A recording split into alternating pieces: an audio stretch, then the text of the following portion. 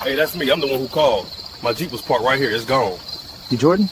Turn around for me. Let me see your hands. Yeah, my name's Jordan Scott Jr. My Jeep got stolen. I just got off work, came down, and it wasn't here, so I called you. Sure about that? Let me see some ID. My wallet was in the Jeep. I got a picture of my license on my phone, though. That makes no sense. So picture this. You're sitting in the back of a Miami squad car, hands cuffed behind your back, sweat sticking to the seat.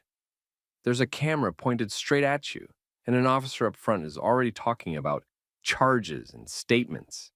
And all you can keep saying is, I called you. I called you. Why would I call the police if I did it? That's where we're starting today. This is the story of Jordan Scott Jr., a black man in Miami who did what we're always told to do. Call 911 when something's wrong.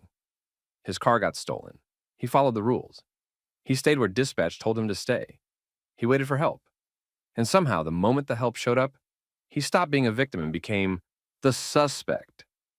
Now, I want you to really lock in on that. Because the officers that pulled up on Jordan didn't see a worried car owner. They saw a ready-made hit-and-run driver. They had a wrecked Jeep somewhere nearby, a vague description, and a black man standing outside in a black neighborhood. That was enough. For them, Jordan's not some wild storybook character. He's a regular guy. Early 30s, works long shifts, needs his car to get to work every day. He's got a legal firearm, like a lot of people in Florida. He smokes a little weed sometimes, nothing dramatic, nothing special. On this day, all he wanted was a police report, maybe a tow truck, and a way to figure out how he's getting to work tomorrow. Instead, he ends up handcuffed in the back of a squad car, listening to officers tell him he matches the description of a hit-and-run driver nobody actually saw clearly. And yeah, that's where everything starts to go wrong. Before the handcuffs, before the back seat of the squad car, it's just Jordan walking out of his apartment in Miami after a long day, thinking about food and a shower. He hits the parking lot. The spot where his Jeep should be? Empty. No broken glass. No tow sticker. Just nothing. He stands there for a second, doing that little mental reset we all do, like, maybe I parked on the other side. He checks. Nothing. Checks again. Still nothing. That's when it clicks. The car is gone. So he does what you're supposed to do. He pulls out his phone and calls 911. He's not yelling, not slurring, not all over the place. He's clear. Yeah, my name is Jordan Scott Jr. My Jeep is gone. I parked it right here. I just got off work, came outside, and it's not here. I did not give anybody permission to take it. Dispatch asks the basic questions. Color of the car, plate number, when he last saw it. They tell him to stay put, stay visible, and wait for officers. And that's exactly what he does. Now here's the part they don't tell you in the brochure. While Jordan is waiting like a good citizen, there's already another call-out. A Jeep crashed a few blocks away, hit another car, driver ran off on foot. Witnesses give the classic lazy description. Black male, dark clothes, maybe like 5'8", medium build, no face ID, no name, nothing solid. So when officers Daniels and Jay Collins roll up, they're not just thinking, car theft report. They're thinking, maybe this is our hit-and-run guy. They pull up, lights on. Jordan steps forward a little, phone in his hand, trying to wave them down. Hey, that's me. I'm the one who called. Daniels is already sizing him up. Eyes go from his face to his hoodie to his shoes. You Jordan? Yeah, my car. Turn around for me. Let me see your hands. No, good evening. No, tell me what happened first. We're already at command voice. Jordan's confused, but he does it. Hands up, palms out. My Jeep got stolen, man. I just got off work, came down, and it was gone. I called you guys. Jay Collins asks, almost like a script. What were you wearing when you were driving earlier today? Jordan answers, driving? I wasn't. I've been at work. You sure about that? Jay Collins asks. And right there in that little, you sure about that? You feel it. They're not treating him like someone who lost their car. They're treating him like he's already lying. Daniels asks for ID. Jordan reaches slowly, tells him where his wallet usually is. My wallet was in the Jeep. I got a picture of my license on my phone, though. So your Jeep is gone and your wallet is gone, Daniel says, like he just cracked a case. Convenient. Let that sink in. The man's car is stolen, and somehow that's suspicious. Jordan pulls up the photo of his license. They look at the name, look at him, then look at each other. Daniels goes, "You know there was a hit and run with a Jeep that matches this description a few blocks away, right?" Jordan answers, "Yeah, that's why I called. Someone took my car. How else would it get there?" "You match the description of the driver," Daniel says. Now remember, nobody actually saw the driver's face. The clothing doesn't quite match. The height's off. But all Daniels needs is blackmail and Jeep, and he's locked in. Jordan tries one more time. "Bro, why would I call you if I crashed my own car and ran? That makes no sense." Daniels doesn't even answer that. He just moves to the next step. "For my safety and yours, I'm going to detain you while we figure this out. Turn around, hands behind your back." And look, this is the move. They say detain, not arrest, like it's no big deal. But the cuffs feel the same. They pat him down, no weapon on him, nothing in his pockets but keys to his apartment and his phone. Then Jay Collins goes, "I smell marijuana," which of course is the magic phrase. That smell suddenly authorizes a lot of things they wanted to do anyway. They start looking around the area where his car used to be. There are shining lights opening his backpack he set by the stairs when he came down. Jordan protests, "Yo, that's my bag. I didn't say you could go through that." "Relax," Jay Collins says. "If you got nothing to hide, you've got nothing to worry about." Inside, they find a small bag of weed and a locked case with his firearm. Legal gun, something he bought after a previous break-in. Paperwork, usually kept in his wallet. He tries to explain, "The gun is mine. It's legal. The permit's in my wallet, which was in the Jeep." "We'll sort that out at the station," Daniel says. "Right now, you're being detained on suspicion of leaving the scene of an accident and filing a false report." False report. For calling about his own stolen car. They guide him to the squad car, duck his head, sit him in the back. The officers don't care. They've already decided what story they're writing. So now Jordan is in the back of the squad car, cuffs on, still trying to process how reporting his stolen car turned into this. Officer Daniels is in the driver's seat typing on the laptop, and Officer Jay Collins is standing outside, door cracked, acting like this is just routine. Jordan Scott Jr. looks straight at Daniels through the cage and says, "Officer, my name is Jordan Scott Jr. I called 911 because my Jeep was stolen. I didn't crash anything. I didn't run from anything." Daniels doesn't look back. He just keeps typing and says, "Jordan, you're being detained because you match the description of a hit-and-run driver. We'll sort it out at the station." Jordan shakes his head and says, "You never saw the driver." "You said that. So how do I match?" No answer. Just keyboard clicks. They drive him to the station. At booking, a different officer at the desk, Officer Green, reads the list off like it's a grocery order. You're being charged with leaving the scene of an accident, filing a false police report, possession of a firearm, and possession of marijuana. Jordan stares at him and says, "I called you. How is that a false report? My car really is gone." Officer Green shrugs and says, "You can argue that in court, sir." They take his shoelaces, his phone, his watch. He asks about his wallet again. Jordan says, "My wallet was in my Jeep. The officer said he saw it. Where is it?" Green flips through a property sheet and says, "No wallet logged here, just your keys and your phone." So, already, we've got a missing wallet and a list of charges built on a story that doesn't make sense. They put Jordan in a holding cell. It's just concrete, a bench, and time. A lot of time to replay everything in his head. He keeps going back to one line he said outside. Why would I call the police if I did it? And that's the crazy part. That question never gets an answer from any of the officers. Hours later, Jordan finally gets released, on bond and with court dates. It's dark outside now. He steps out of the station with a plastic property bag and no car. He gets home, exhausted, humiliated, and still technically facing criminal charges. Later, Jordan meets with a lawyer and goes over the basics. What he said on the call, what happened when officers showed up, what they claimed he did. The lawyer listens, looks at the timeline, and tells him straight, "Lawyer, you called before they even contacted you. That matters. Their story and your call don't match up. We're going to push back." Meanwhile, a shorter piece of the whole situation starts to leak into public view.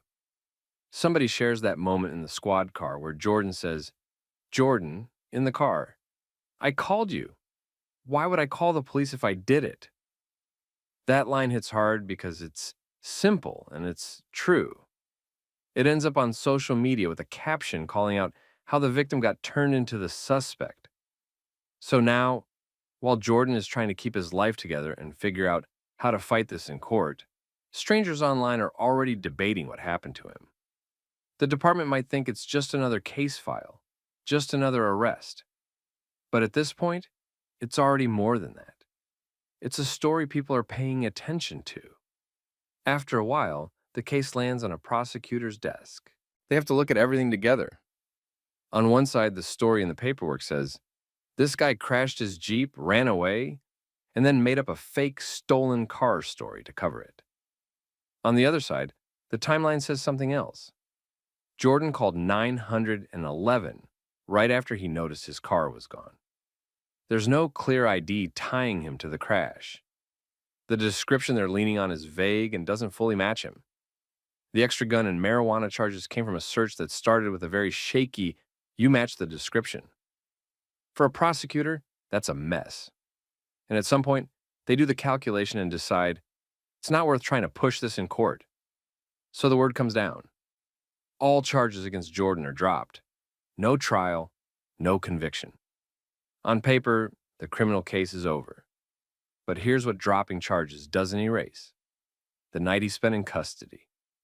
The stress on him and his family. The fact his name was attached to those charges at all. The feeling of knowing he called for help and got treated like a suspect because of who he is and where he lives. On the police side, with the clip circulating and people talking, the department can't completely ignore it. An internal unit starts reviewing the incident.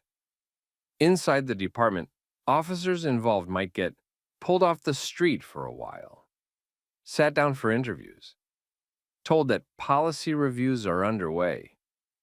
Publicly, a spokesperson offers the standard line. Police spokesperson, we're aware of the situation and we're conducting an internal review to determine whether all policies were followed. For Jordan, the decision to drop charges is a win, but it's not justice, because the real damage is bigger than one case file. He's now a man who did exactly what the system told him to do and found out how fast that system can turn on him. And that's why, instead of just being relieved and walking away, he decides with his civil rights lawyer to take it a step further and file a lawsuit. They're not just talking about a bad night. They're naming it: wrongful arrest, unlawful search, and false prosecution. And that's where the story shifts from, you're lucky your charges got dropped, to, no, you're going to answer for what you did. Once the charges are dropped, Jordan should feel free. But it doesn't really feel like that. He meets again with the civil rights attorney. This time, the tone is different. No more panic about the criminal case. Now it's about accountability. The attorney lays it out straight. Attorney, you called to report a stolen car. You were treated like a suspect, searched, arrested, and charged. That is not just a misunderstanding. That's wrongful arrest, unlawful search, and false prosecution. We can sue. Jordan doesn't jump at it for revenge. He's tired. He just doesn't want this to be normal. Jordan, I don't want this happening to somebody else who can't fight it. Let's do it. So they file the lawsuit. It names the city, the department, and the officers involved. It spells out in plain language. He was the victim of a stolen vehicle. He was misidentified and profiled. He was charged without real evidence. At the same time, Jordan slowly starts rebuilding his routine. He went from suspect on their report to plaintiff on his own.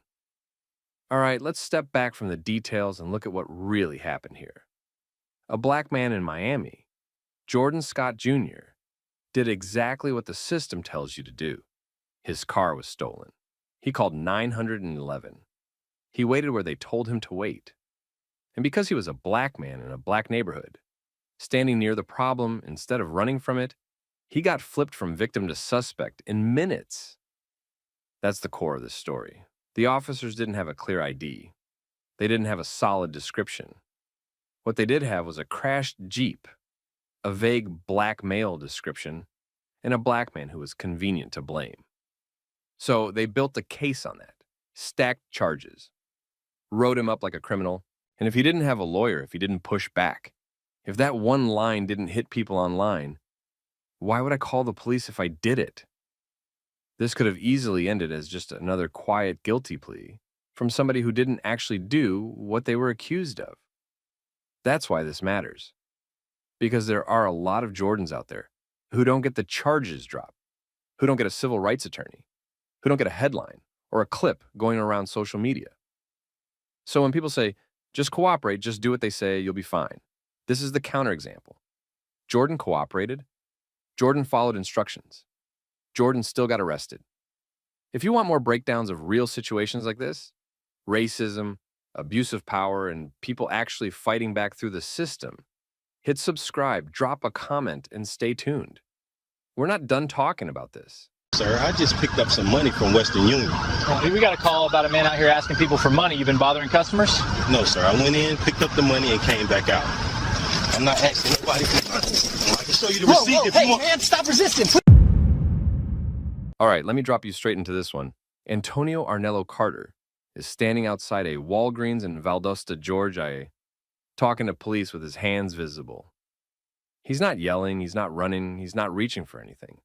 He's literally mid-sentence trying to explain himself. He says something like, "Sir, I just picked up some money from Western Union. I got my ID right." And before that sentence even lands, he feels hands grab him from behind. 1 second he's upright, trying to cooperate, trying to stay calm like everybody always tells you to do. The next second his face is bouncing off concrete. His wrist is twisted at an angle it should never be at. And all the air is punched straight out of his chest. All he really knows in that moment is pain, confusion, and a cop's weight pressing him into the pavement, like he's some violent suspect who just attacked someone. And here's the part that should already make you angry. A grown man, doing exactly what he's supposed to, just got slammed into the ground so hard, he ends up with a broken wrist. And he still doesn't even know what he's supposedly done wrong. Let that sink in. Now, let's rewind. Because Antonio didn't wake up that morning planning to get assaulted in a Walgreens parking lot. He's 46. He's got regular life problems like anybody else. Bills, family stuff, trying to keep up. On this day, he's just there to pick up some money through Western Union at Walgreens. That's it. No big plot, no scheme. He gets his money, steps outside, and he's minding his own business. Somewhere else in town, or even nearby, somebody calls the police about a man allegedly panhandling outside the same Walgreens. At pretty much the same time, there's also a notice out about another man who actually does have a warrant. So you've got two separate things going on. A complaint about somebody asking for money, and a completely different person with an active warrant. And then the officers roll up and see Antonio, middle-aged black man standing outside Walgreens, has cash on him because he literally just picked it up inside. They don't know him. They don't know why he's there, but they've got that call in their heads and that warrant in their system. Instead of starting with, okay, let's make sure we've got the right person, it's more like they see a black man in the general area and their brains just connect the dots however they want. Antonio, for his part, is trying to do what he's been taught his whole life. Don't escalate. Don't argue. Don't give them a reason. He's ready to explain, to answer questions, to show ID. He has no idea that one of these officers is about to skip right past, "Let's figure this out," and jump straight to take him down. And that's where the whole thing really starts. So we're back in that Walgreens parking lot. Two patrol cars pull in, slow but intentional. You know that we're already assuming something's wrong kind of energy? That's what they bring with them. They see Antonio. He's not bothering anyone. He's just standing there with the cash he picked up from Western Union, maybe checking his phone, maybe just waiting before he leaves. But he fits the easy narrative. Black man near the store has money in his hand. So they walk up like he's already suspicious. One officer goes, "Hey man, what are you doing out here?" Antonio turns, keeps his hands where they can see them. That's the first thing he thinks about. Show your hands, be calm. "I just picked up some money inside," he says. "Western Union. I got my ID if you need it." Now, that right there, that should have slowed everything down. He's not arguing. He's not refusing. He's not trying to walk away. He's offering ID before they even ask. That's cooperation. The officer doubles down. "We got a call about somebody out here asking people for money. You've been out here bothering customers?" Antonio shakes his head. "No, sir. I went in, picked up the money, and came back out. I'm not asking anybody for nothing." Another officer hangs back a little, scanning him up and down. That's Officer Billy Keller. He's watching Antonio's hands, his pockets, his body language, like he's waiting for any excuse to decide this is a threat. The first officer asks, "Can I see that ID?" Antonio nods right away. He moves slow, like he's done this dance before. "It's in my wallet," he says. "Back pocket. I'm going to reach for it now, okay?" He literally narrates his own movement for them, again, doing everything that's supposed to keep this kind of situation from going bad. He gets the wallet, pulls out the ID, and hands it over. While they're looking at it, one of them starts asking more questions. "Where are you coming from today? You live around here?" Antonio tells them. Calm, straightforward, no raised voice, no sudden movements. Just a man answering questions because he's trying not to get hurt. They radio in his name, start checking him in the system. Somewhere in that process, they've already mentally tagged him as the guy from the call, or maybe even the guy with the warrant. They don't know that for sure yet, but they're acting like they do. And here's the wild part. Antonio's still trying to help them understand. He holds up part of the money he picked up. "This is from Western Union," he explains. "I can show you the receipt. I just walked out of there, man." He's literally offering proof. He's trying to make their job easier. And then it happens. While he's mid-sentence, somewhere between, "I can show you the receipt," and "I just walked out of there," Keller decides he's done listening. Keller steps in fast, comes up behind Antonio, and grabs him across the upper body. Antonio doesn't even have time to process it. 1 second he's talking, the next his arm is yanked, his balance is gone. Then he's slammed down. His body hits the pavement hard. His wrist gets caught under him at a bad angle when he tries to catch himself. And that's where the break happens. His shoulder takes part of the impact, too, and his face hits the ground. All of that in one move. He's stunned, hearing shouting over him. "Stop resisting. Put your hands behind your back." He's already on the ground, already pinned, and they're yelling commands he physically can't follow because one wrist is twisted up, and someone's full weight is on him. And this is where I want you to remember something. He showed them ID. He explained the money. He offered to provide the receipt. He kept his hands visible. He's literally doing everything they tell people to do during a stop, and still gets treated like a threat. While Keller's forcing his arm back to cuff him and grabs his broken wrist, the pain hits him all at once, and he cries out, telling them it hurts, telling them he's not resisting. They don't stop. The cuffs go on tight. His shoulders burning, his face is scraped, and now he's officially in custody without a single clear explanation of what he's supposed to have done. All of this over a panhandling call and a warrant that isn't even about him.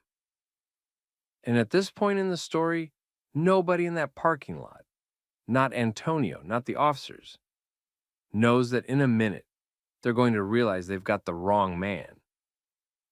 So now Antonio's on the ground, face down, cuffs digging into his already broken wrist, shoulder screaming, cheek burning from hitting the pavement. He's trying to pull in air and talk at the same time. "I'm not resisting. I'm not resisting," he manages to say. "It hurts, man. My wrist. You're hurting me." Keller has a knee pressed into his back, holding him down like Antonio just tried to fight his way out of a robbery. The other officers hovering close, watching, still in that mindset that this is their guy. And here's the thing. Nobody is telling Antonio why this is happening. People nearby stop what they're doing. Someone at a car, somebody walking into Walgreens, they pause and stare. No big crowd speech, no shouting match, just that quiet shock of watching a man who was calm 2 minutes ago, now being bent up on the concrete. Antonio keeps asking, "What did I do? What did I do?" No one answers him in a straight sentence. One of the officers finally throws out a vague line. "You know what you did? We got a call on you." Keller keeps holding him down while the first officer steps away for a second, looking at the ID again, listening to the radio. You can feel the energy shift just a little. That, "We're sure this is our guy," starts turning into, "Wait a second." Dispatch comes back over the radio with more details on the warrant. They confirm the name, they confirm the description, and that's when the problem starts to show. The officer squints at Antonio's ID, listens again, and you can almost see the realization hit. The information they're getting doesn't match the man they've got on the ground. He asks dispatch to repeat something. Then you get that half-mumbled, "Hold on," under his breath. Meanwhile, Antonio's still in pain, still pinned. "Man, I told you," he says, voice strained. "I just picked up money from Western Union. I ain't done nothing. Check the cameras. Ask the lady inside." He's trying to talk through the pain in his wrist. The first officer finally steps closer to Keller and leans down, low voice. "Hey, this might not be him," he says. Keller doesn't move right away. You can tell he does not want to hear that. "What do you mean?" he snaps back. "The warrant's for somebody else," the other officer says, a little louder this time. He glances at Antonio's ID. Name's not a match, description's off. They're saying that guy might be somewhere else nearby. So let's pause here. They've taken a cooperative man, slammed him into the ground, injured his wrist, shoulder, and face, cuffed him. And now they're starting to realize they grabbed the wrong person. Antonio hears bits of this. "What you mean, might?" he says from the ground. "You got the wrong man. I told you that. I've been telling you that." There's this awkward silence. Nobody wants to say the words, "We messed up," but everyone feels it. The first officer finally says, "All right, let's get him up." Keller loosens his hold, but it's slow, like he still wants to prove a point. He hauls Antonio up by the arm that's already injured, making him wince hard. "Careful, man. My wrist is messed up," Antonio says. They stand him up on shaky legs. The officer with the ID looks him in the eye now, a lot calmer than a minute ago. "Look, you're not under arrest," he says. "We just had to check some things out." Not under arrest, that's what they're going with. Meanwhile, Antonio's literally standing there in cuffs, hurt, embarrassed, and being told this was just checking some things. He asks again, slower this time. "So why you slam me on the ground like that?" No real answer. Just another vague line. "We got a call, okay? We got a call. We had to make sure everything was safe." Safe for who? Because it definitely wasn't safe for the guy with the broken wrist. Finally, the cuffs come off. "You're good to go," the first officer says. That's it? No paramedics? No. "Do you need medical help?" No. "We're sorry, we made a mistake." Just, "You're good to go." Like they didn't just slam him into the ground and hurt him over someone else's warrant and somebody else's complaint. Antonio looks at them, stunned. "So that's it?" he asks. "You just gonna do that and tell me to go?" One of them mutters, "If you got a problem, you can file a complaint with the city." And that's another classic line. They know most people are too tired, too scared, or too doubtful to even try. That line is not about helping. It's about ending the conversation. And that's where Antonio has to decide what to do next.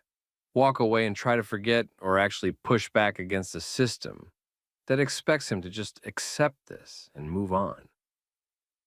After a couple days, once the meds settle in and the shock wears off a little, Antonio starts feeling the second kind of pain, not just in his wrist and shoulder, but in his mind. He can't sleep right. His body tenses up every time he hears sirens or sees a patrol car drive by. Every time he has to use his injured hand and can't, he remembers exactly how he ended up like this. And that "you can file a complaint with the city" line keeps replaying in his head. He decides he's at least going to start with that complaint they mentioned. He contacts the city about what happened. He explains. He mentions his broken wrist, the ER visit, the pain he's still dealing with. The response he gets back is polite, cold, and vague. A form letter. Something along the lines of, "We take all complaints seriously. The incident will be reviewed internally." No acknowledgement that anything went wrong. They want it to sound like they're on it without saying they're on anything. Weeks go by. Nothing meaningful changes. No one from the department calls him to explain. No apology. No, "We're looking into this. Here's what we found." Just silence. And this is usually where the story dies for a lot of people. But Antonio decides to reach out to an attorney who handles police misconduct cases. They file suit against the city, the department, and the officers involved. The claims are serious. Excessive force, violation of Antonio's Fourth Amendment rights, unlawful seizure of his person, and basically treating a cooperative citizen like a violent suspect without cause. This is the part departments hate, because lawsuits mean discovery. Emails, reports, body cam footage, witness statements, all that has to come out. The longer this sits on the table, the more the city has to ask itself a big question. Do they really want this to go all the way through a public trial? Or do they want to write a check and quietly move on? Eventually, they make their choice. They decide to settle. The agreement lands $350,000 to Antonio. Now, let's be real about what that means. On paper, that's the city essentially saying, "We would rather pay this man $350,000 than have a jury look at what we did to him." They don't say the words, "We were wrong," but money at that level is not a "we did nothing and we're just being nice" number. It's them protecting themselves from a worse outcome. Along with that payout, there's another piece that comes out of this mess. The creation of a citizen review board to oversee complaints about police conduct. The city announces it as a step toward transparency, community trust, all the buzzwords. Basically, from now on, when people like Antonio say, "An officer hurt me and no one is listening," there's at least a civilian panel that's supposed to look into those complaints and not just bury them in a file cabinet at the station. That sounds good on paper. It's better than nothing. But it's also not the magic fix some officials act like it is. Because here's the detail a lot of people miss when they just skim headlines about a settlement and a new board. The officers who did this to Antonio, including the one who slammed him, stay on the force. They weren't fired. They weren't charged. They didn't lose their badges. They just got added to the list of reasons the city had to cut a $350,000 check and set up a review board. So, yeah, Antonio gets compensated. Yeah, there's a new layer of oversight. But the same men who decided a calm, cooperative black man was a fair target for a hard takedown over a complaint and a warrant that didn't match him, they're still out there wearing the uniform, carrying a gun and a badge. And that's the part the narrator in me can't shrug off. The system will hand out money. The system will form boards and committees and hold meetings. But will it really remove the people who keep making the same mistakes that somehow always land on the same kind of bodies. Antonio's case ends up being one of those situations where the city pays, the paperwork grows. The policies get a tweak, but the people who cause the damage keep their jobs. There is some accountability here, but it's not full accountability. It's the halfway version. A check and a committee, not a clean slate. Antonio's case shows how dangerous that mix of bias and power really is. Two different situations, a panhandling complaint and a totally separate warrant, get mentally glued together, and the person who pays the price is the black man standing closest to the story the cops already believe. And yeah, the city paid. $350,000 is not pocket change. They also created a citizen review board, which is better than nothing. It gives people a place to go when they're hurt or mistreated and tired of hearing, "We'll look into it," from the same department that caused the problem. But here's the part you can't ignore. The officers who did this to him, they're still on the job. So let's be honest. This isn't full justice. This is partial accountability. That gap is the problem. Accountability has to be more than a payout, while the same officers keep patrolling like nothing happened. Because if the only ones who truly feel the impact are the victims and the taxpayers, what incentive is there for anything to change at the ground level? So here's what I want you to take from this. If you see stories like this and think, that could never be me, understand that Antonio thought he was just running an errand. If you hear people downplay these incidents, he must have done something. Remember, he walked away with no charges and a six-figure settlement for a reason. And if you ever catch yourself thinking, nothing ever changes, remember at least this much did. A man refused to stay quiet. He got his injuries documented. He pushed the issue with a lawsuit. And now his name is permanently attached to a case that forced his city to pay up and add a layer of oversight it didn't have before. It's not enough, but it's not nothing. All right, I'm going to leave you with this. What does safety really mean if the people who are supposed to protect you can hurt you, admit it with money, and still show up tomorrow in the same uniform? And how many Antonios are out there who didn't have the paper trail, the lawyer, or the chance to fight back? If you want more breakdowns of real situations like this, no exaggeration, no fake drama, just the reality of how power, race, and routine encounters actually play out, make sure you subscribe, hit that notification bell, and share this story. Because the only reason stories like Antonio's don't stay hidden is when people like you refuse to look away. Hey! Step away from the vehicle now. Hands up where I can see them. Officer, relax. I'm loading training kits and policy binders Don't for talk. a community meeting. Step back. Who authorized you to be in this bed? I did. I'm Assistant Chief Darnell Price. My credentials are right here. I'm going to hold them steady so you can read them. That's fake. People flash fake ID. In the restricted evidence transfer bay behind Raleigh Police Headquarters, Officer Trevor Klein moved fast and loud, like he needed everyone within earshot to understand he was in control. He'd spotted a man at an unmarked department SUV loading sealed materials into the back. From a distance, Klein decided he was watching a theft in progress. He didn't pause to verify access. He didn't start with procedure. He came in hot. He ordered the man to step away from the vehicle. He closed distance quickly. He used that sharp public tone officers use when they wanted compliance first and questions later. The man didn't flinch. He stayed calm and tried to show credentials. Klein refused to even really look, calling them fake and insisting people tried that move all the time. He treated the badge wallet like a prop and doubled down on the confrontation.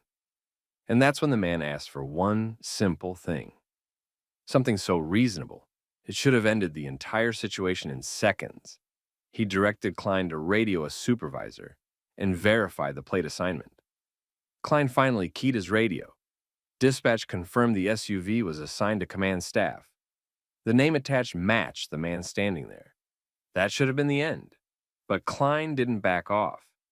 He kept pushing anyway, as if the verification didn't count, as if reality was negotiable. It wasn't panic anymore. It was ego refusing to lose in front of an audience. Then the evidence transfer bay door opened again. A veteran sergeant walked in, took one look at the man Klein was trying to bully, and froze because he recognized him instantly.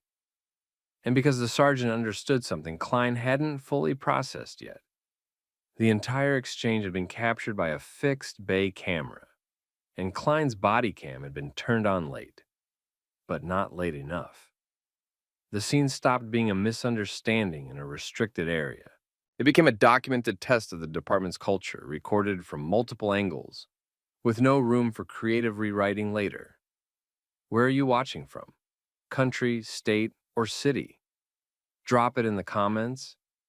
And if you like story times where calm professionalism meets accountability and cameras make the truth unavoidable, hit like and subscribe.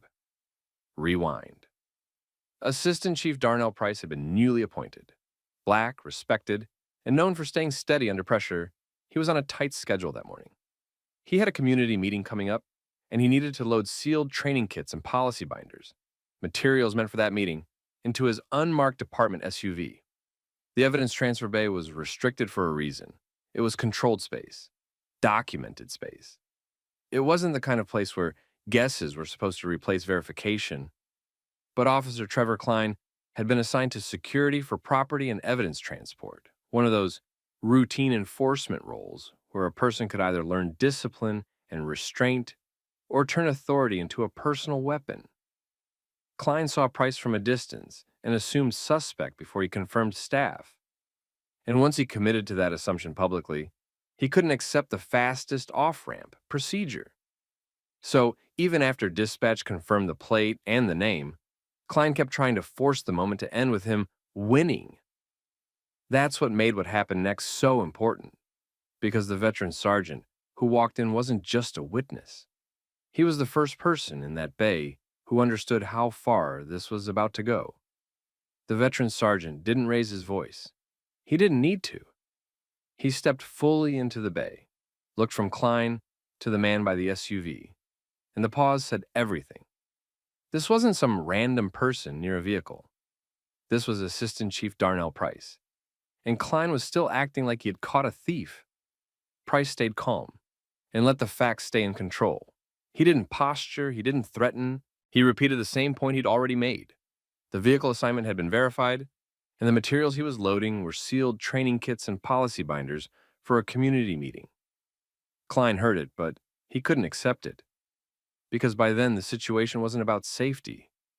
It was about Klein refusing to back down in front of witnesses and a camera he'd forgotten existed until it mattered.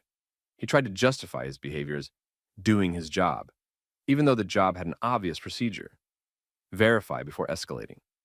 And the worst part for him was that verification had already happened. Dispatch had confirmed the plate was assigned to command staff, and the name matched. In a normal professional encounter, that's where you reset, apologize, and move on. Klein didn't reset. He kept talking like the confirmation didn't count, like the credentials didn't count, like Price's calm didn't count. The sergeant watched it happen with the kind of expression that came from experience, because he understood the chain reaction this creates inside a department. Then the sergeant did what Klein should have done first. He took control of the scene with procedure. He directed Klein to stand down. He addressed Price respectfully. He asked one more time for the basic verification points. Not because he doubted Price, but because he was building a clean, professional record on the spot. And Price gave it quietly, clearly. Now the situation had 3 layers of proof: the restricted bay's fixed camera, Klein's body cam, late but active during the crucial minutes, and the radio dispatch log confirming the plate and assignment. Klein had no room left to claim confusion. What he had left was attitude. And that attitude, captured in a restricted area with oversight cameras, turned this from a mistake into a question people inside the building couldn't dodge. How did an officer feel comfortable treating someone like this after verification? That's where the culture issue surfaced. Because this wasn't just Klein being jumpy. This was a young officer in a control-oriented assignment, treating enforcement like confrontation, assuming suspect first, dismissing credentials, and then refusing to accept confirmed facts. The sergeant didn't debate him. He didn't lecture on the spot. He did the thing that makes accountability real in modern policing. He ensured the footage and the reports would reach the people who couldn't ignore them. Price didn't demand special treatment. He didn't need to. The evidence did the demanding. By the time Price left the Bay to head to the community meeting, the incident was already bigger than the two of them. Not because anyone had posted it online yet, because inside that building, the right people now knew there was a recorded confrontation involving command staff that never should have happened in the first place. And if it could happen to a man with credentials, access, and authority, everyone understood what that implied for people who had none. Once Price left for the community meeting, the department moved into damage control mode, but not the public kind, the internal kind. Because this wasn't a complaint from a stranger, it was a recorded confrontation in a restricted bay involving command staff, verified dispatch information, and an officer who still refused to stand down. That meant supervisors couldn't minimize it without implicating themselves. Internal affairs locked down the footage quickly. The fixed bay camera was secured. Klein's body cam was pulled and flagged.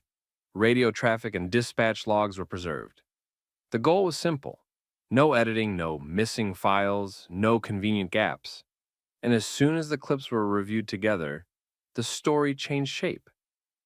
It wasn't just that Klein approached aggressively. It was that he dismissed credentials, got verification, and still kept pressing, like facts were optional if they conflicted with his assumption. That's the point where it stops looking like a training issue and starts looking like a culture issue. So investigators did what they always do when a clean incident exposes a bigger problem. They pulled history. They reviewed prior complaints tied to Klein's assignment area. They looked at how evidence bay officers were trained, what they were told to do before escalating, who supervised them, what verify first actually meant in practice. They checked whether similar confrontations had been written off as routine enforcement because the targets didn't have rank, connections, or credibility inside the building. And more things started lining up. Not necessarily identical incidents, but the same pattern. Aggressive approach, fast suspicion, refusal to accept explanations, and reports that framed confrontation as good police work. The evidence bay role, which should have been about careful procedure, had become a place where certain personalities could turn authority into harassment. That's why leadership couldn't treat it as one bad moment. The problem wasn't only what Klein did, it was how easy it had been for him to do it, confidently, publicly, in a restricted space, while cameras rolled. Klein was suspended. Then the termination process began. The department couldn't keep him in that role, and after the footage, they couldn't keep him in the department without inviting a bigger fight. But Price didn't stop at discipline. He pushed for changes that made it harder for the next Klein to do the same thing. Mandatory verification steps before any enforcement action in restricted areas. Clear supervision requirements for evidence bay officers. Documentation standards that couldn't be optional. And critically, public reporting of profiling complaints so the department couldn't pretend patterns didn't exist until they were caught on camera. On the city side, a civil rights claim followed, and the city settled, because the documentation made denial expensive. And that's where the story landed for everyone watching inside and outside the department. If an assistant chief with credentials, plate verification, and command authority could still be treated like a suspect, what happened to regular citizens who had none of that protection? What made the fallout different wasn't just that Klein got suspended and fired. It was what the footage forced everyone to admit out loud. Verification had worked, and he ignored it anyway. So Price treated it like a leadership problem, not a personal insult. He didn't chase revenge. He pushed the department to close the exact gaps Klein had used. Because if those gaps stayed open, the next incident would happen to someone without rank, and it would be easier to bury. The new rules were simple and hard to argue with. In restricted areas like the evidence transfer bay, officers had to complete mandatory verification steps before any enforcement action. Plate check, access confirmation, supervisor notification. Evidence-based security could no longer operate like a solo power zone. Supervision rules tightened, so a young officer couldn't escalate unchecked. Profiling complaints and outcomes had to be tracked and publicly reported, so patterns couldn't be dismissed as isolated. The city settled the civil rights claim because the documentation made the risk obvious. But the settlement wasn't the real weight of the story. The real weight was what it proved. This happened to command staff with credentials, access, and verification on record. So the question that hung over Raleigh afterward, and the one Price didn't let anyone dodge, was the same one that hit the community immediately. If it could happen to him, what happened to people with no badge wallet, no title, and no one inside the building who recognized their face? Once the policy changes were announced, the department tried to frame the incident as a one-off that had been handled. But inside the building, people knew better because the footage didn't show confusion. It showed a refusal to accept verification. That's why the reforms mattered. They weren't cosmetic. They were designed to remove the exact moments where bias and ego could hide behind "I thought" or "I felt." Price also made sure the message internally was just as clear as the policy externally. Restricted areas were not places for improvisation. The job was procedure.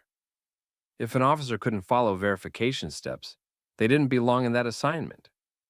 For the public, the case became a reference point, not because it was dramatic, but because it was clean. A calm command staff member, a young officer escalating, dispatch confirming the truth, the officer still refusing to back down, cameras capturing the whole sequence. The city settlement closed the legal chapter, but it didn't erase the question the footage left behind. If someone at Price's level could be treated like that even with credentials and confirmed plate assignment, then the protection regular residents assumed existed was thinner than they wanted to believe. And that's where the story ends, right on that uncomfortable truth. Accountability didn't happen because the system was naturally fair. It happened because the system was forced to face evidence. So, what would you have done in that bay if you were Price, calm but being pushed? And what would you do as a witness, knowing a camera can be the difference between a claim and a fact? Drop your thoughts in the comments, and if you want more story times like this, grounded, realistic, and focused on accountability, make sure you subscribe. Ma'am, I need to step inside, now. Officer, I'm Judge Alana Whitaker. You do not have consent to enter. Do you have a warrant? This is an investigation. We can do this the easy way. The easy way is you staying off my threshold without a warrant. Officer Derek Halverson stood on a quiet Maplewood porch with his shoulders squared and his voice raised, like the badge was a key. He insisted he needed to come inside immediately. He framed it as urgent police business, the kind of urgency meant to make people step aside without thinking.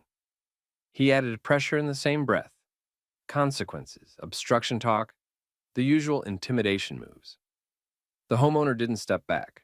She stayed calm, held her ground, and did something that made Halverson's confidence flicker for half a second, like he'd just realized the situation wasn't going to follow his script. Then a small detail changed everything. A phone camera light appeared across the street. Another angle followed from farther down. Quietly, without anyone shouting or intervening, the whole scene started getting recorded. Clean, time-stamped, impossible to misremember later. Halverson noticed, and his face changed in a way that told you he wasn't worried about danger inside the house anymore. He was worried about what he'd already done on the porch, because whatever he'd walked up there planning, it suddenly looked like he had picked the worst possible door in Maplewood to try it on. Where are you watching from? Country, state, or city? Drop it in the comments. And if you like story times, where intimidation meets calm boundaries and accountability actually kicks in, hit like and subscribe. Rewind a few minutes. In Maplewood, Halverson had built a reputation people didn't say out loud, unless they trusted who was listening.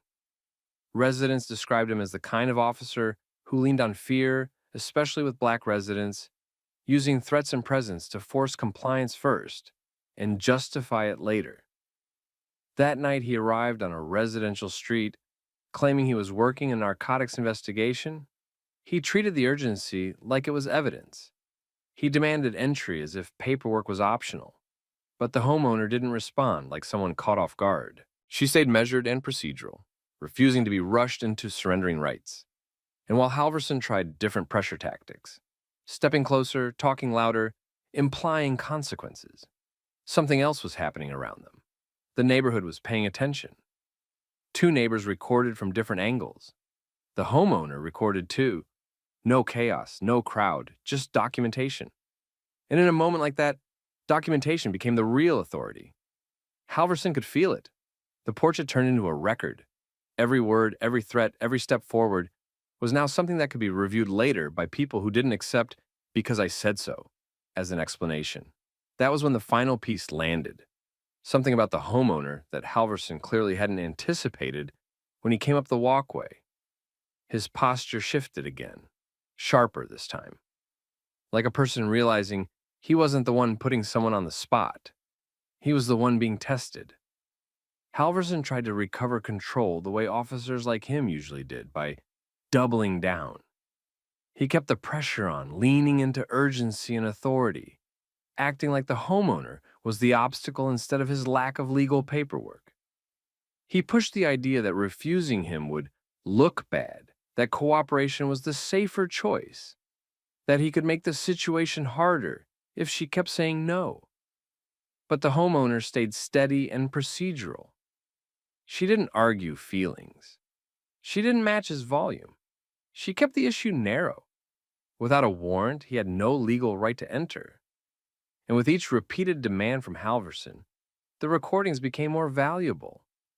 Because intimidation only works when it disappears afterward. Here it wasn't disappearing. 2 neighbors kept filming from different angles, and the homeowner's own recording captured his tone and her calm refusal in a clean timeline. That meant if Halverson later tried to rewrite the story, claim consent, claim a threat, claim something in plain view, there would be receipts. That's when Halverson made his first real mistake. He let frustration show. Not a dramatic explosion, just enough to reveal what was underneath the Investigation Act. An officer used to people folding, suddenly facing someone who wouldn't. The mask slipped in a way cameras love. Subtle, clear, and impossible to explain away. Then the turning point hit. The homeowner identified herself clearly as Judge Alana Whitaker, a U.S. federal judge. You could feel the power shift without anyone needing to shout. Halverson didn't suddenly become polite because he respected the law. He recalculated because he understood consequences. A federal judge meant oversight. It meant credibility. It meant his Bodycam footage wouldn't just stay inside a department drawer. It meant his "I felt threatened" shortcut wouldn't land the way it sometimes did. And he knew he was still standing there with no warrant. So he backed down. Not with an apology. Not with accountability in the moment. More like a retreat. Pulling his demands back. Stepping away from the door. Ending the confrontation before it became a career-ending clip. He walked off the porch and left. The neighbors kept recording until he was gone, because that's what people did now when they'd seen too much go unchecked. They made sure the ending was captured, too. And that night, the story didn't stay on the street. The footage moved quickly, shared in neighborhood groups, sent to local contacts, forwarded to people who knew how complaints actually got processed. The same night, formal complaints were filed. Not vague ones. Specific ones. Timestamps, multiple angles, officer name, narrative consistent across recordings, which meant the department couldn't handle it the old way. They couldn't call it "he said, she said." They couldn't quietly dismiss it as a misunderstanding, because it wasn't just a resident's word this time. It was documented conduct with witnesses and a homeowner whose professional role made the stakes impossible to ignore. By the next morning, the department had a problem it couldn't downplay. This wasn't a messy story with conflicting accounts. It was clean footage from multiple angles, time-stamped, showing an officer claiming urgency, demanding entry without a warrant, and trying to pressure a homeowner into giving up rights. The Bodycam and dispatch logs would either match the story or expose it further. Either way, there was no easy way to bury it. And because the homeowner was a federal judge, the usual slow walk tactics didn't make sense.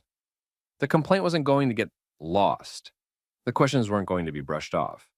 The department had to respond like it expected scrutiny, because it did. Internal reviews started fast. Supervisors pulled Halverson's reports and compared them to what the cameras showed. They checked whether there had actually been a narcotics operation tied to that address. They checked whether he'd been sent there or whether he'd freelanced it. They looked at how he described the encounter afterward, because that's where patterns usually show up. What an officer claimed versus what evidence supported. Then the bigger issue surfaced. Once investigators started digging, the porch incident didn't stay isolated. Complaints that had previously been treated as unproven suddenly looked different when placed next to documented behavior. Stops that residents said felt targeted. Searches residents said felt coerced. Encounters where intimidation did the work that procedure was supposed to do. The review turned from one bad call into repeat behavior. And at that point, the department had two choices: protect the officer and own the scandal, or act like a department that understood liability, trust, and oversight. So Halverson was suspended and put under investigation, not as a symbolic move, but as a necessary one, because the evidence created a risk the department could measure: civil exposure, internal policy violations, and a public record that made "we didn't know" impossible to say with a straight face. For the community, the shift was immediate. People who'd been afraid to complain before saw what documentation could do when it was clear and consistent. The story became a reference point, not gotcha content, but proof that calm boundaries plus recording could stop intimidation before it became something worse. And Judge Whitaker didn't have to give speeches or go on TV to make the point.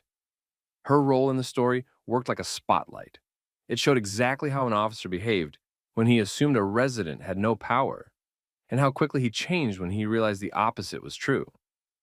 Halverson's career didn't end in that moment on the porch, but it entered a phase it couldn't escape: formal investigation, scrutiny of past conduct, and a real possibility that the badge wouldn't survive what the record revealed. Once the investigation opened, the department's priority wasn't just discipline, it was containment. They had to answer basic questions fast. Why Halverson went to that address, what he claimed he was investigating, and why he tried to push entry without a warrant. With the porch footage already circulating, any gap between his written narrative and what the cameras showed would make things worse. So the review widened. Supervisors and internal affairs pulled prior incidents tied to Halverson and looked for the same markers people had complained about for years: intimidation language, threats framed as routine, vague justification for stops, and reports that leaned heavily on officer discretion while offering thin facts. That's where the pattern became hard to ignore. It wasn't one misunderstanding. It was repetition. Similar complaints, similar tactics, and similar outcomes. Except this time there was clean documentation and a homeowner with legal authority who couldn't be brushed aside. Community response shifted too. Residents who'd stayed quiet started filing their own complaints, not because they suddenly trusted the system, but because they saw something rare, a moment where evidence forced the system to respond. Some shared dates, badge numbers, and past interactions. Others offered to provide footage they'd kept but never thought would matter. And inside the department, the pressure wasn't just public, it was legal and procedural. A federal judge involved meant the department had to assume oversight would be serious, and that sloppy handling could turn a personnel issue into a much larger problem. Halverson's suspension stopped being the headline and became the beginning, an active investigation that threatened his certification, his position, and the department's credibility if they failed to act. By the end of that week, the message around Maplewood was clear and practical. Intimidation worked best in private, and it fell apart in public. After the suspension hit, the department tried to regain control of the narrative. They issued careful, generic statements about a review and policy compliance, the kind of language meant to calm the public without admitting fault. But the footage made that difficult because people didn't need interpretations anymore. They'd already seen the behavior. And once a department is forced into a review under public pressure, the next battle is always the same, whether it becomes a real investigation or a procedural cleanup. In Halverson's case, it leaned real. Investigators started checking what he had claimed that night against what could be verified: calls, assignments, any documented narcotics operation connected to that address. The wrong house detail became central because it raised an uncomfortable possibility. He hadn't been following a real lead, he'd been following a habit. At the same time, the older complaints gained weight.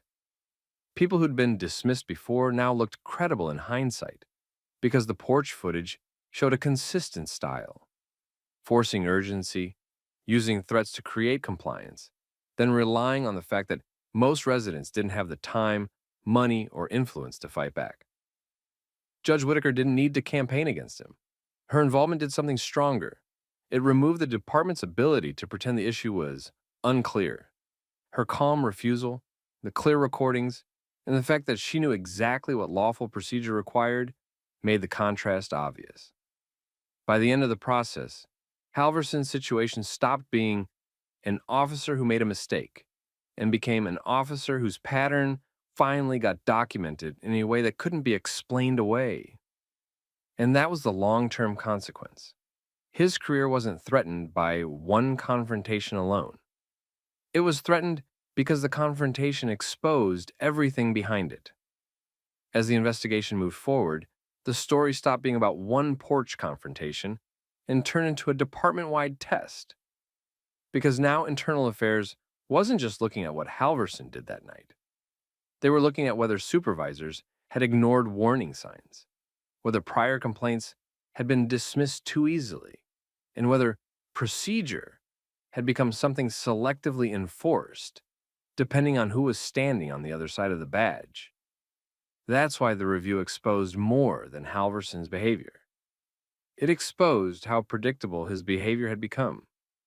Residents described the same approach over and over: escalation first, paperwork later, pressure to comply, then a report written to justify the pressure. And once those accounts lined up with the porch footage, the department couldn't treat them like isolated grievances anymore. Halverson tried the usual defenses, framing it as misunderstanding, claiming urgency, implying he was acting in good faith. But the recordings limited how far that could go. Multiple angles and clear audio meant the department couldn't interpret away the central issue. He demanded entry without a warrant and used intimidation to try to get it. So the consequences sharpened. His suspension held.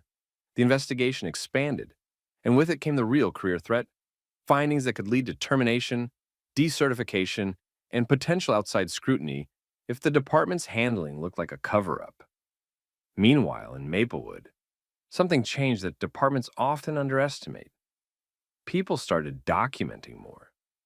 Not out of paranoia, but out of pattern recognition. The community had just watched proof do what complaints alone couldn't. The lesson wasn't everyone is out to get you. The lesson was, if it happens, preserve it. And Judge Whitaker's role became a quiet example of how to handle power. She didn't scream, she didn't chase attention, and she didn't bend. She stayed calm, stayed inside the law, and let evidence carry the weight. That was the lasting impact. Halverson's intimidation only worked when it stayed private. The moment it became public, it started falling apart, piece by piece, complaint by complaint, until the system had no choice but to confront what it had been allowing. By the time the department finished pulling records, Maplewood understood what the porch incident really was. It wasn't a random mistake. It was a moment where a familiar tactic finally met three things intimidation couldn't beat: clear legal boundaries, multiple witnesses, and clean documentation. The department's internal review didn't just focus on that night. It forced leadership to confront what had been tolerated. An officer treating narcotics like a shortcut word, using threats to manufacture cooperation, and relying on the assumption that most people wouldn't be able to fight back. That assumption failed the second the cameras came out. Judge Alana Whitaker didn't win because she was louder. She won because she was precise. She didn't let the encounter drift into emotion or confusion. She kept it about one issue, no warrant, no entry, and let the recordings preserve everything else. And Halverson's retreat told the real truth. He wasn't confident in his legal footing. He was confident in people being too scared to challenge him. Once the footage spread, the complaints didn't feel like whispers anymore. They became a file, a pattern, a risk the department could no longer ignore without exposing itself. His suspension and investigation weren't just about punishing one officer. They were about the department trying to prove it wasn't the kind of place that protected behavior like that. The lesson that stuck with the community was practical, not dramatic. Procedure protects people, and evidence forces systems to act. So here's the question. If you were standing at that door, would you have known your rights well enough to stay calm? And if you were one of the neighbors, would you have recorded quietly, clearly, so the truth couldn't be rewritten later? Drop your thoughts in the comments. Share this with someone who needs the reminder that boundaries matter. And subscribe for more story times like this. Grounded, realistic, and focused on accountability. Hey, what are you doing out here? Sir, I'm headed to work. Work at 4 in the morning? Where? Moving job, about 20 miles from where I live. 20 miles on foot? Yes, sir. I don't have a choice. Look. At 4:20 a.m., Officer Miles Raines slowed his patrol car and made the kind of choice that could go two ways fast. A young man was power walking along the shoulder of a main road. No sidewalk, no businesses open, no reason anyone should be out there unless something had gone wrong. He wasn't stumbling or wandering. He was moving like he was late for something that mattered. Raines didn't hit his lights right away. He paced him first, reading the situation the way cops were trained to. Direction, speed, hands, what was visible, what wasn't. His dash cam was already rolling. When he decided to make contact, his body camera came on too, because whatever happened next would need to be clean, documented, and defensible. He pulled up alongside and told the man to stop. The man stopped immediately. That alone threw Raines off balance. People who were guilty usually did one of two things. They ran or they overacted. This man did neither. He just stood there, breathing hard, sweat on his face, backpack on, hands visible, looking tired in a way that didn't feel performative. Raines questioned him. He pressed, because a person on foot at that hour could mean danger. Someone else's danger, or his own. He expected a story that didn't line up. He expected evasiveness. Instead, the man gave an answer that made Raines go quiet for a second. Not because it was dramatic, because it was specific. And it didn't match any of the usual reasons a stop like this happened. For a brief moment, you could practically see the officer's suspicion searching for somewhere to land and finding nothing. Whatever the man had just told him hit like an unexpected fact. The kind that forced Raines to reassess the entire situation, right there on camera, while the road stayed empty and the morning stayed dark. And that was the moment everything shifted, because Raines realized this wasn't a man walking away from trouble. He was walking towards something he couldn't afford to lose. Where are you watching from? Country, state, city? Drop it in the comments. And if you like stories where someone stays calm under pressure, and where accountability actually shows up in real life, hit like and subscribe, because this one didn't end on that roadside.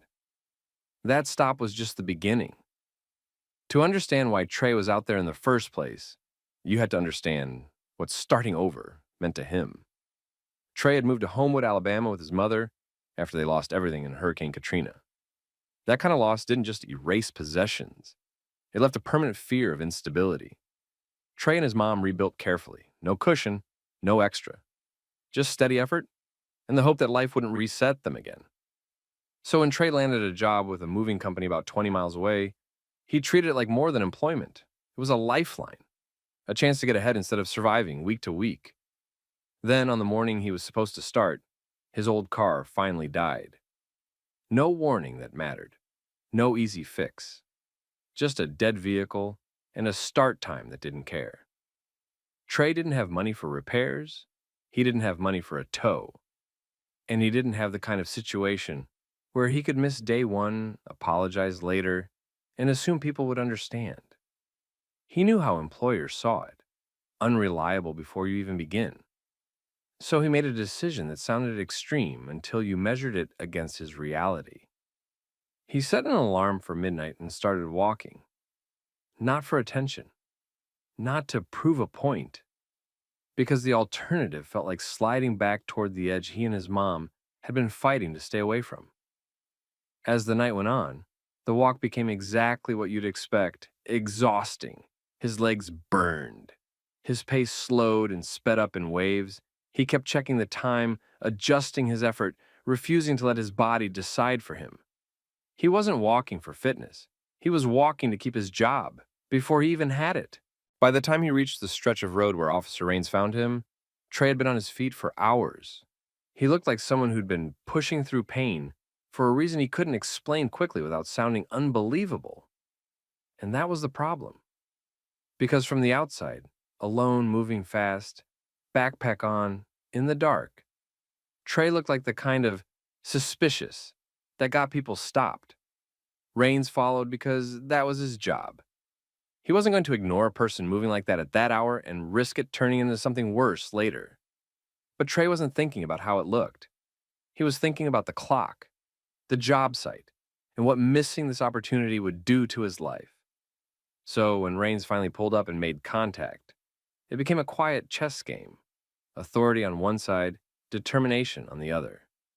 Raines controlled the scene with questions and presence. Trey controlled his own outcome by staying calm, staying clear, and not giving the situation anything it could twist into a different story. And then Trey explained why he was out there. He didn't dress it up. He didn't get emotional. He just told the truth, where he was headed, how far it was, and why turning back wasn't an option. That truth, simple, disciplined, and painfully real, was what shocked the officer. Because it meant the suspicious thing wasn't crime. It was commitment. And on camera, with the roadside quiet and the moment fully documented, Officer Raines had to decide what kind of person he was going to be next. Officer Raines kept the stop tight and procedural at first, because that was how you avoided problems later. He asked for Trey's name, where he was headed, and why he was out there at that hour. He kept his tone controlled and his distance consistent. He didn't escalate, but he also didn't relax. Trey answered the way someone answered when they couldn't afford to be misunderstood. He didn't argue the stop. He didn't act offended. He stayed focused on facts, where the job was, when he had to be there, and what had happened to his car. Raines tested the story without turning it into a scene. He asked follow-ups that would catch a lie if it existed. He looked at Trey's condition, sweat, fatigue, the way his legs kept subtly shifting like they were cramping. He looked at the phone map in Trey's hand. He looked at the direction of travel. And slowly, the suspicion ran out of places to hide. Because Trey wasn't giving the energy of somebody avoiding consequences. He was giving the energy of somebody chasing a deadline. There was a short pause where Raines clearly recalculated. His body cam was recording his face, his silence, the moment his assumptions met reality. That mattered. If he handled it wrong, it wouldn't just be a bad interaction. It would be documented by his own equipment, by dispatch logs, by any later review. So Raines made the decision that separated a routine stop from a turning point. He acknowledged the situation for what it was. Trey was exhausted, still miles away, and trying to make it to his first day of work. Then he offered a ride for the remaining distance. Trey hesitated, not because he didn't need it, but because accepting help from a patrol car at that hour came with its own weight. He understood how it could look. He understood how quickly people wrote their own stories about someone like him, but he also understood the bigger truth. This was about getting to work on time. So he got in. Rains kept it professional. He didn't turn it into a lecture. He didn't treat Trey like a suspect anymore, but he also didn't pretend the power imbalance hadn't been there. He drove, kept the route straightforward, and checked the time the same way Trey had been checking it all night. On the way, Trey gave the simple version of his life, enough to explain why this job mattered so much. He mentioned moving to Homewood with his mother after Katrina took everything. He mentioned how quickly things could fall apart when you didn't have savings, connections, or backup plans. He made it clear he wasn't looking for pity. He was trying to earn stability. Rains listened. And you could tell the story was landing on him in a way he didn't expect, because his questions shifted from suspicion to logistics. Where the job site was, what time Trey had to clock in, whether anyone there was expecting him. It was a small but important change. The officers stopped looking for wrongdoing and started looking for a solution. They pulled up near the job site with enough time to spare that Trey could actually breathe.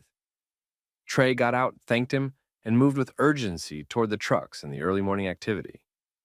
Rains watched for a second before driving off. Not in a dramatic way, more like he wanted to confirm for himself that Trey was real, that the story ended where Trey said it would end. The Bodycam captured that too.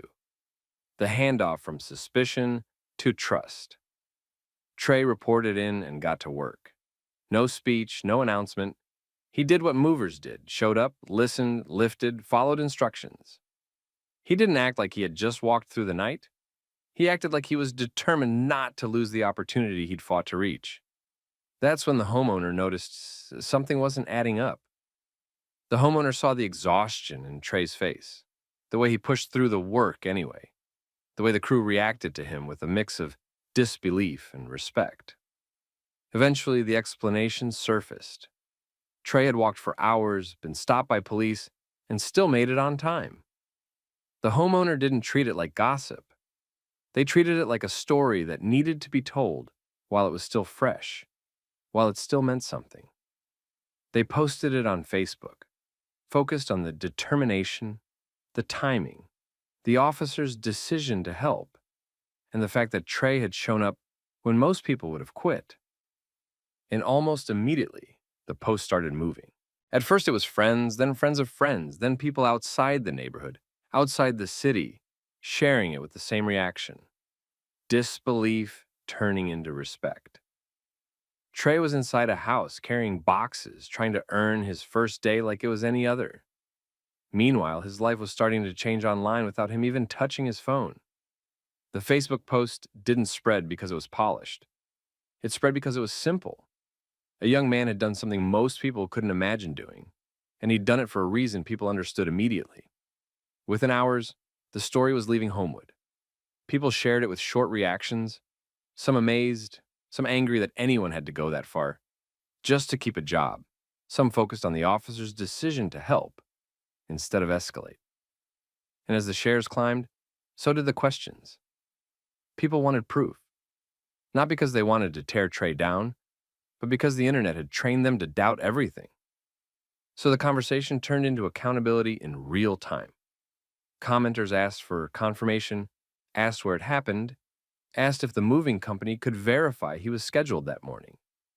The homeowner responded with what they had: timing, location, and the basic details of what they personally witnessed. The moving crew backed it up in their own circles. And the most important piece wasn't a dramatic video. It was that the story matched reality in ways that were hard to fake. The job site, the company trucks, the supervisor's confirmation, and the fact that Trey was still there working instead of chasing attention online. That was when someone took the next step. A GoFundMe was created to help Trey get reliable transportation. The goal was modest at first, enough for repairs, Enough for a used car, enough to keep him from ever having to make that walk again. Then the donations started coming in faster than anyone expected. $5, $10, $50. People who had never met Trey donated because the story hit a nerve. A person doing everything right and still getting one breakdown away from losing everything. As the total climbed past the goal, the tone shifted again. It stopped being just about help. It became about what kind of community people wanted to be. One that watched struggle as entertainment, or one that actually changed the outcome. Trey didn't even find out the full scale of it immediately. He was still focused on work, showing up the next day and the next, acting like the safest move was to stay consistent and let the noise pass. But the noise didn't pass. Local pages picked it up, then larger accounts. The same short summary kept circulating, and each time it did, more people asked the same question. Who was this guy, and why was he left with no option but to walk? That question reached the moving company in a way no internal report ever could. First, it hit managers. Then it hit someone higher. Eventually, it reached the CEO. And when it reached him, it didn't land as a feel-good post. It landed as a public test of the company's values. Because now thousands of strangers were watching what the company would do with the fact that their new hire had nearly walked a full marathon twice over, just to avoid missing day one. The CEO didn't treat it like a marketing moment right away. He verified it. He checked schedules. He confirmed the job site. He confirmed Trey's start date and clock in. He asked about performance, whether Trey had actually shown up ready to work, whether he had done the job without complaint, whether this was real. Every answer came back the same. Trey had earned his place the hard way, and nobody had handed him anything. So the CEO made a decision that was both personal and strategic. He was going to show up himself, not to send a message through an email, not to post a statement, to appear in front of Trey face to face and change the practical problem that started all of this. Because at that point, the story wasn't just about one walk. It was about whether the people with power, resources, and visibility would respond like human beings or like bystanders. The Facebook post kept spreading, and the GoFundMe didn't just meet its goal. It blew past it fast. As more people shared it, the moving company's name got pulled into the spotlight. And the question became simple. What would the company do now that everyone was watching? The story reached the CIO. He didn't just react online. He verified the basics, then showed up in person. Trey was still working, still trying to keep his life normal. When the CEO spoke with him, Trey confirmed what happened in the same practical way he'd been doing from the start. The car died. He couldn't miss day one, so he walked. Then the CEO solved the core problem. He gave Trey a car.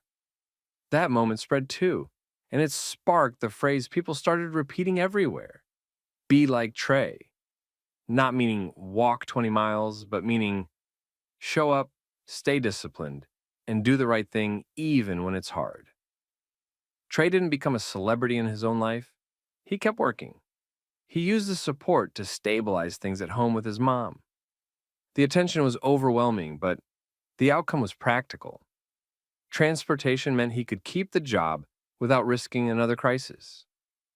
And quietly, the incident became a reference point, something people brought up later when they talked about dignity, assumptions, and what it looked like when a community decided to help a person who was already helping himself. In the end, that night didn't change Trey because he became famous. It changed him because one impossible choice led to a chain of reasonable help at the exact moment it mattered. So, here's the question for you. If you saw someone pushing through like that, would you assume the worst? Or would you pause long enough to learn the truth? Drop your thoughts in the comments and share the story with someone who needs the reminder that showing up still matters. And if you want more story times like this, realistic, grounded, and focused on accountability, make sure you subscribe.